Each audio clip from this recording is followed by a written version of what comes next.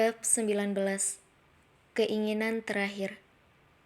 Siapkan sekarang, Radit menjawab Pak Warsono, lalu kemudian berdiri dan mendekati Eyang dan Nada yang masih berjalan mengelilingi taman bersama. Eyang, ayah dan ibu sudah datang. Apa kita mau makan sekarang? Tanya Radit dengan sangat sopan kepada Eyang Prawiryo. Tunggu istrimu dulu, Le. Dia kan belum datang dari butiknya. Nanti kasihan kalau dia makan sendirian. Eyang tersenyum kepada Radit. Oh Tuhan, dugaanku selama ini salah. Ternyata Eyang masih sangat memperhatikan Viola. Picik sekali pikiranku selama ini. Hati Radit merasa malu pada Eyang, dan terasa sangat bahagia mendengar apa yang baru saja didengar dari bibir laki-laki yang sangat disayanginya. Eyang, Viola gak akan datang sore ini, karena masih ada pekerjaan yang harus dilakukannya. Viola sudah minta izin padaku juga. Jadi kita bisa mulai makan malam sekarang kan? Supaya gak kemalaman dan Eyang bisa cepat beristirahat nanti malam. Apa pekerjaannya begitu penting, Le? Sampai untuk makan malam keluarga pun istrimu gak sempat. Terlihat raut wajah kecewa muncul di wajah Eyang. Maaf Eyang, aku kan sudah cerita 2 hari lalu pada Eyang. Hari setelah ijab kabul itu, Viola butuh pengalihan dari semua masalah ini. Aku mohon, biarkanlah seperti ini dulu supaya hatinya bisa tenang. Pinta Radit sedikit memelas kepada Eyang Prawiryo. Eyang menghela nafas sebelum melanjutkan kalimatnya. Ya wes, kalau itu sudah keputusan kalian dan menurutmu baik, Le. Kita mulai makannya sekarang saja. Jawab Eyang akhirnya. Hati Radit merasa lega. Lalu mereka bertiga berjalan menuju ke arah ruang makan di mana Rianti dan Bambang sudah duduk di meja makan. Nada berjalan masih menggandeng lengan Eyang Prawiryo, sedangkan Radit berjalan tak jauh di depannya. Rianti segera menanyakan kepada Radit mengenai ketidakberadaan Viola bersama mereka. Rianti yang memang kurang menyukai Viola langsung menunjukkan wajah tidak suka setelah mendapatkan alasan yang disampaikan Radit.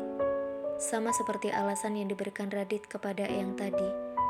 Alasan Radit berhasil membuat Rianti sangat kesal dan marah kepada Radit. Sudah lama Rianti tidak pernah marah seperti ini kepada Radit. Tapi sore ini, Rianti memang sangat kesal, sehingga tak ada lagi yang dapat menahan emosinya.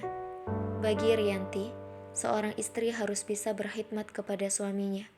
Hingga apa yang dilakukan Viola, mendahulukan karir daripada suaminya membuat Rianti tak bisa mentolerir. Bambang tak lagi bisa menghentikan kemarahan Rianti, sehingga dia lebih memilih untuk diam seperti biasa. Uwes Toti, anakmu kan sudah bilang berkali-kali kalau istrinya mau ketenangan. Biarkan saja dulu seperti ini, sampai kondisinya sudah lebih stabil, dan dia sudah bisa tenang lagi. Kasihan anakmu kalau kau marah seperti itu. Lagi pula aku juga sudah cukup senang kok. Istri Radit dari tadi menemaniku olahraga sore, keliling-keliling taman dan menghiburku dengan cerita lucu. Eyang mencoba memperbaiki kondisi di meja makan, supaya Rianti tak lagi memarahi Radit dengan ketidakhadiran Viola. Baiklah, kalau memang Viola nggak bisa datang. Rianti lalu menatap Nada. Nada, nanti malam kamu tidur bersama Radit di kamarnya Radit ya. Jangan tidur di kamar tamu. Kamu kan istrinya Radit. Kamu harus bisa mengurus Radit. Kamu mengerti kan, Nada? Nada tak menjawab, hanya bengong. Waduh, aku jadi ketiban sial. Gumam Nada panik. Uhu. Radit seketika tersedak saat meminum airnya dan mendengar ibunya, Rianti, menyuruh Nada untuk tidur satu kamar dengannya. Ibu ini bilang apa sih? Protes Radit setelah batuk mereda. Ibu kan bilang, sesuai kenyataan toh Dit. Nada ini memang istrimu yang sah kok. Sudah seharusnya dia merawatmu. Kalau tak ada yang merawatmu seperti sekarang, itu kan gunanya seorang istri. Suruh istrimu Viola datang ke sini malam ini juga. Kalau dia tidak mau kau tidur bersama Nada. Kalau dia tak datang, kau harus menuruti perintah ibu. Rianti tetap bersikeras dengan pendiriannya. Kalau sudah seperti ini, bahkan Eyang Prawiryo pun tak sanggup melawan Rianti. Ibu Radit jarang marah, Tapi sekali marah, akan membuat semua laki-laki di rumah itu diam. Sikapnya mirip seperti almarhumah neneknya Radit.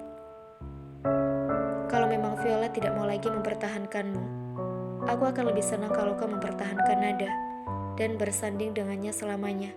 Sampai maut memisahkan kalian. Gumam Rianti yang akhirnya merasa cukup senang di dalam hatinya dengan ketidakhadiran Viola, sehingga dia bisa membuat skenario seperti sekarang. Aduh, gimana ini nasib aku?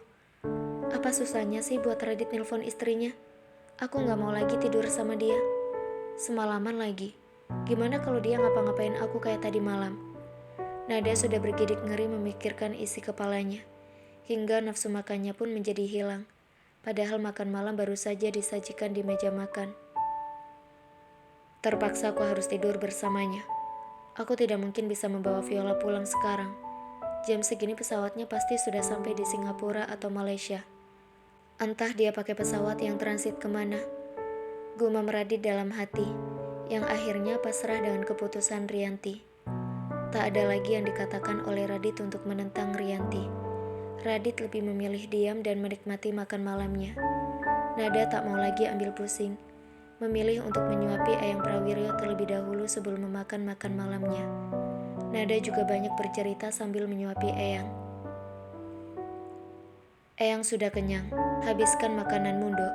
Kalau Eyang makan lebih banyak lagi, nanti malam Eyang gak akan bisa tidur. Jawab Eyang Prawiryo menolak suapan Nada padanya. Eyang bukan gak bisa tidur karena makanan, tapi karena rasa gelisah. Memang apa yang Eyang pikirkan sampai Eyang merasa gelisah sih? Tanya Nada yang tak bisa dibohongi dengan alasan dari Eyang Prawiryo, dan tetap menyuapi Eyang. Namanya udah tua, yang dipikirin ya cuman anak, cucu, gak ada yang lainnya. Eyang tersenyum kepada Nada penuh arti. Aku kan sudah besar, Pak, ngapain lagi mikirin aku toh? Bambang menyela di antara obrolan Nada dengan Eyang Prawiryo. Betul, Pak, aku sama Mas Bambang kan nggak kekurangan apa-apa juga. Dan kami nggak punya masalah apa-apa, nggak perlu dipikirkan. Cucu Bapak juga sudah besar, usianya sudah 34 tahun. Bulan depan juga sudah 35 tahun. Hidupnya sudah mapan, apalagi yang dipikirkan sih, Pak? Tanya Rianti gemas setelah Bambang menyelesaikan kalimatnya. Hahaha. Jadi menurut kalian, sekarang ini kalian tak punya masalah toh? Eyang Prawiryo menatap Bambang dan Rianti secara bergantian. Bambang dan Rianti otomatis mengangguk setelah Eyang Prawiryo menanyakan pertanyaan terakhirnya. Bambang, gimana masalahmu dengan hukum untuk perkembangan emas di ladang emas terbaru kita? Kau mengalami kesulitan di sana toh? Kau pikir, siapa yang bisa melebihi itu sampai tadi akhirnya semua masalah bisa dibereskan? Dan kau terbebas dari jebakan yang bisa membuatmu masuk penjara. Eyang Prawiryo tersenyum melihat Bambang lalu berganti menatap Rianti.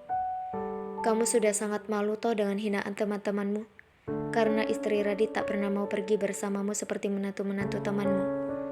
Lalu mereka menghinamu sebagai ibu mertua yang galak, menghina anakmu dan menantumu yang sampai sekarang masih belum bisa punya cucu.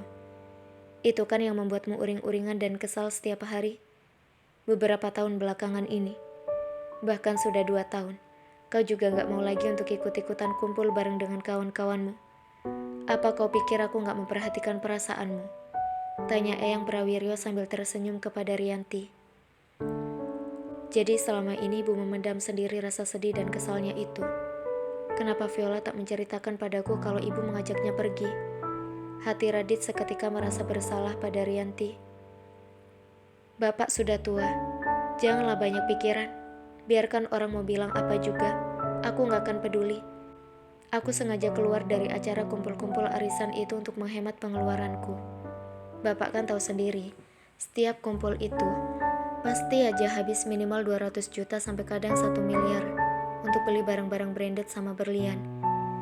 Jawab Rianti mencoba berkilah. Sudahlah, intinya sepeninggalku nanti, aku tak ingin ada omongan mengenai kita kehilangan garis keturunan. Lalu Eyang Prawiryo menatap ke arah Nada. Aku sangat mengharapkan cicitku lahir sebelum aku meninggalkan dunia ini, Dok. Dan menatap Nada dan Radit bergantian. Apa kalian berdua mau mewujudkan keinginan terakhirku itu?